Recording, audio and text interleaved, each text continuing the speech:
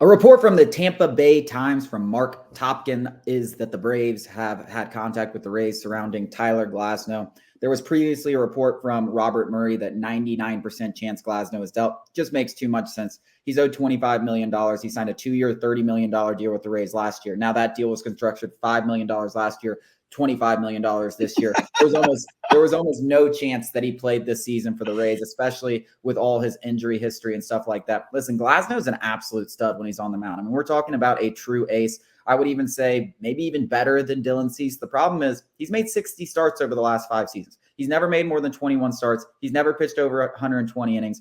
For a team like the Braves that is so concerned with injuries because of what's happened over the last 2 seasons, you think they would prefer someone like, obviously we saw him go after Aaron Nola, a workhorse, someone that we know is going to be there in October. Now, maybe the Braves feel that they can kind of coddle him through the regular season, give him days off, whatever. Maybe they have a plan. I feel like they have to have a plan, right, with how they're going to utilize him to get him healthy and at his best come October.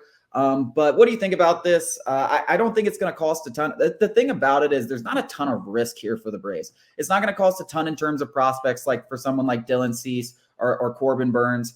And it's only a 1-year deal. So if he does get injured, yes, that sucks, but he's off the roster next year.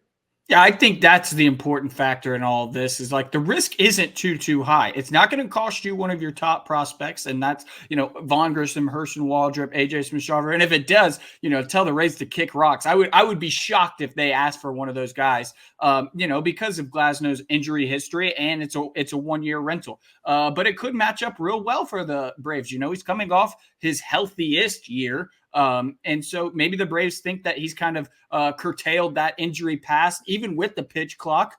Maybe the Braves go with something like a 6-man rotation to kind of help everybody in the rotation, not just Glasnow.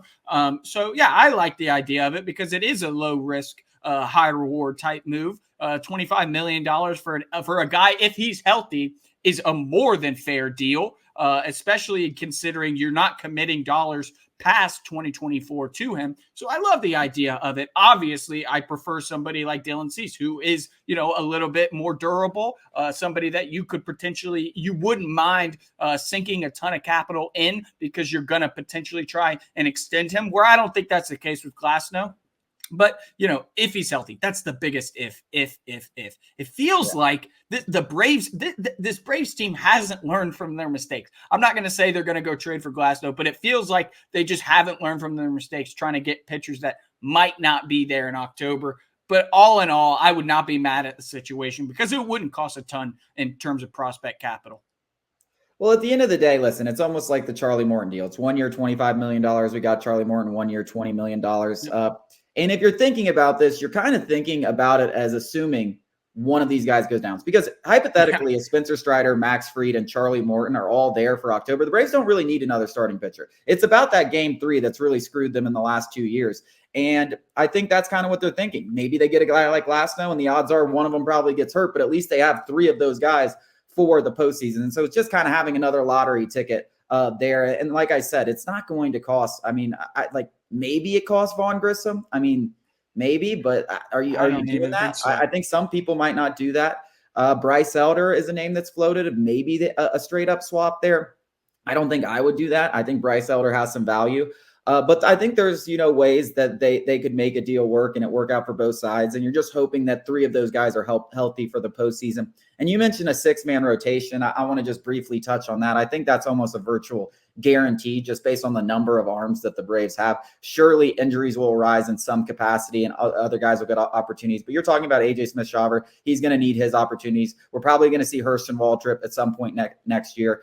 Bryce Elder probably deserves a spot to start the season on the opening day roster in the rotation. If you get another guy, and we haven't even mentioned Ronaldo Lopez, who they're planning to stretch out. So if they get another guy, they're going to be mixing and matching, I think, a lot of this season to try to stay as healthy as possible. And it's really hard to tell if that works or if it doesn't. Extra rest sometimes helps pitchers, sometimes it doesn't.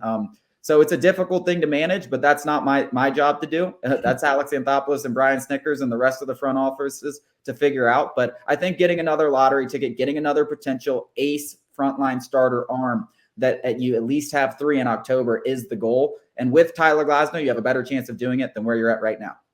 That's absolutely true. And I wouldn't even just limit it to Charlie Morton. Obviously, Charlie Morton is a lesser of a pitcher, but not even really.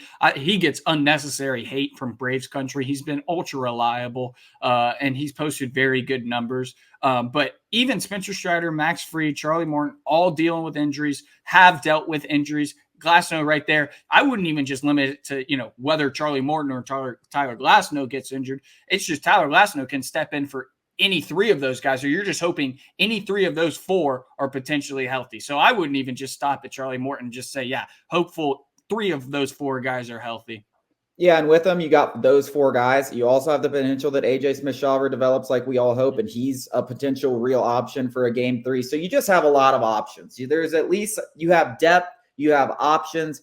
It's almost not a guarantee that you won't have to start Bryce Elder, but there's also the chance that Bryce Elder really improves this year and doesn't gas out at the end of the season, and maybe you feel more confident in him in this situation. And on top of that, you've got a bullpen that's way deeper than it's ever been and should be able to help a lot of these starting pitchers, limiting innings, whatever they feel like they have to do. You just have so much depth with the acquisition of Tyler Glasnow or whoever they end up getting. But I know the injury concerns are there, but injuries are going to arise no matter what. So get as many arms as you possibly can, and then just hope you're as healthy as possible by October. That's the end game.